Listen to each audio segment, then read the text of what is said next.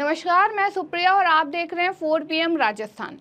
राजस्थान में लोकसभा चुनाव में बीजेपी सभी 25 सीटें जीतने का दावा कर रही थी, लेकिन रिजल्ट आने के बाद बीजेपी महज 11 सीटों पर ही सिमट कर रह गई और लोकसभा चुनाव में बीजेपी बहुमत के आंकड़े को भी नहीं छू पाई और 240 सीटों पर आ गई। जिसके बाद मोदी ने अपने सहयोगियों के साथ मिलकर बैसाखी के सहारे तीसरी बार प्रधानमंत्री बन गए और ओम बिरला दूसरी बार लोकसभा स्पीकर बन गए।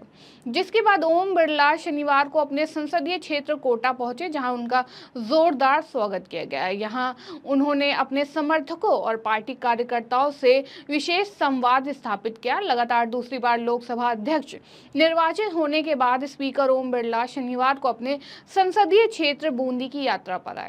हिंडोली हेलीपैड पर पहुंचते ही भाजपा कार्यकर्ताओं ने बिरला का जोरदार स्वागत किया। मंत्री हीरालाल नागर, पूर्व मंत्री प्रभुलाल सैनी, पूर्व मंत्री बाबूलाल वर्मा, पूर्व विधायक अशोक डोगरा, सांसद दामोदर अग्रवाल सहित कोटा बूंदी के जनप्रतिनिधि की मौजूदगी में उन्हें गार्ड ऑफ ऑनर दिया गया।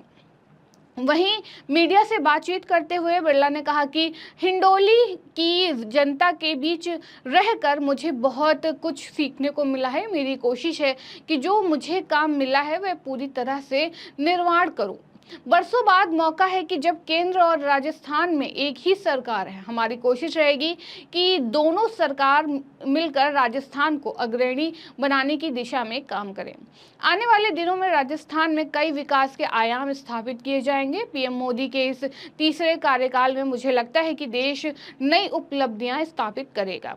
इस दौरान और क्या कुछ कहा, सुनिए। कोटा बूंदी, ये तमाम हारोड़ती क्षेत्र, ये हमारे सामाजिक राजनीतिक छात्र जीवन से हम यहाँ पर ही सब कुछ हमने अनुभव किया, यहीं सीखे। यहाँ की जनता का प्यार मिला, स्नेह मिला, आशीर्वाद मिला और हमने इस सारे क्षेत्र में लंबे समय तक जनता के अभाव, कठिनाइयों के लिए भी संघर्ष किया। केंद्र में माननीय प्रधानमंत्री नरेंद्र मोदी जी के नेतृत्व में सरकार बनी है, तीसरी बार सरकार बनी है और तीसरी बार जहां नरेंद्र मोदी जी के नेतृत्व में देश आगे बढ़ेगा, हमारी कोशिश होगी कि राज्य और केंद्र मिलकर, राज्य में भी भारतीय जनता पार्टी की सरकार है, केंद्र में भी भारतीय जनता पार्टी, ये संयोग काफ़ी वर्षों बाद राजस्थान को मिला है और इसलिए हमारी कोशिश होगी कि किस तरीके से दोनों सरकारें मिलकर यहाँ की अपेक्षाएं, आकांक्षाओं को पूरी कर सकें और विकास के मॉडल पर, इंफ्रास्ट्रक्चर के मॉडल के साथ साथ रोजगार सृजन के साधन उपलब्ध हो सके ताकि नए नौजवानों को रोजगार मिल सके। आज मुझे खुशी है कि देश के अंदर नए प्राइवेट सेक्टर, हर सेक्टर के अंदर जिस तरीके की प्राइवेट सेक्टर के अंदर, निजी क्षेत्र के अंदर लोग भारत में इन्वेस्टमेंट कर रहे हैं और दुनिया के देश भी भारत में इन्वेस्टमेंट करने के लिए जिस तरीके की उत्सुकता है, आने वाले समय में इन सभी सेक्टरों के अंदर निश्चित रूप से नौजवानों को रोजगार मिलेगा और भारत को हम पर्यटन की दृष्टि से भी दुनिया का, आज भी हमारे सांस्कृतिक विविधताएं, हमारी अलग अलग हमारी भौगोलिक स्थिति के कारण दुनिया के पर्यटक यहाँ पर आते हैं। तो ऐसे बहुत सारे सेक्टर हैं जिसमें भारत देश लगातार आगे बढ़ रहा है। इस मोदी जी के तीसरे कार्यकाल में मुझे आशा है कि देश नए कीर्तिमान हासिल करेगा। लोकसभा अध्यक्ष के तौर पर आपने कई सारे, एक तरह से कहें तो संकेत दिए हैं। देर तक लोकसभा चलाई, जब राष्ट्रपति अभिभाषण पर चर्चा हुई, नियमों में बदलाव किया गया, तो क्या उस पर क्या कहना चाहेंगे? मेरी कोशिश रहती है कि मुझे जो जिम्मेदारी मिली है, ये संस्था लोकसभा हमारे लोकतंत्र का मंदिर है, आस्था का केंद्र है, लोगों के विश्वास का केंद्र है। इस पर देश के चुने लोगों की अपेक्षाएं, आकांक्षाएं अपने अपने मत, विचारधाराओं के आधार पर रखे जाते हैं। सभी लोगों के विचार आएँ, सभी लोगों के मत आएँ, सभी लोग अपने क्षेत्र की आकांक्षा, अपेक्षाएं बताएं और सबका सामूहिक रूप से देश के विकास में योगदान हो।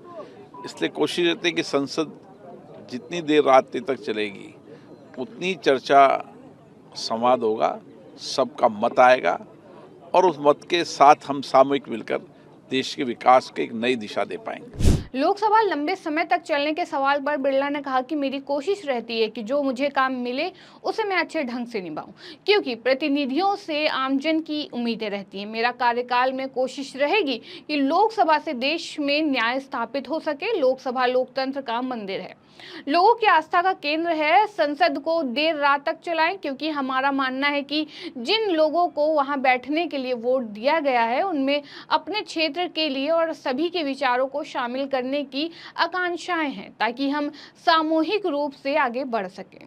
वहीं लोकसभा स्पीकर ओम बिरला ने कहा कि मुझे खुशी है कि निजी और सार्वजनिक दोनों क्षेत्रों में निवेश भारत में आ रहा है। इसके साथ ही उन्होंने संसद में सत्ता पक्ष और विपक्ष के बीच जारी तकरार को लेकर भी अपने विचार रखे और उन्होंने साफ तौर से कहा कि संसद लोकतंत्र का मंदिर है, जहां दोनों पक्ष के बीच खुलकर हर मुद्दे को लेकर बात की जानी चाहिए। आपको बता दें कि लोकसभा में स्पीकर के बयानों के उलट सारा काम होता दिखाई दे रहा है। संसद में मोदी विपक्ष के एक भी सवालों का जवाब नहीं देते हैं और लोकतंत्र के मंदिर में भी झूठ के झूठ बोलते हैं। वहीं राजनीति के इतिहास में ऐसा पहली बार हो रहा है कि जब मोदी सदन में शांत बैठे विपक्षी को सुन रहे हों, लेकिन विपक्ष के सवालों का जवाब नहीं दे पा रहे हैं। देश में भ्रष्टाचार, बेरोजगारी, पेपर लीक पर सदन में मोदी ने एक शब्द भी नहीं बोला। ये उनकी छात्र और जनता विरोधी मानसिकता को दिखाता है। इस खबर में फिलहाल इतना ही। ऐसी तमाम राजनीतिक खबरों के लिए बने रहिए, देखते रहिए 4 PM राजस्थान। धन्यवाद।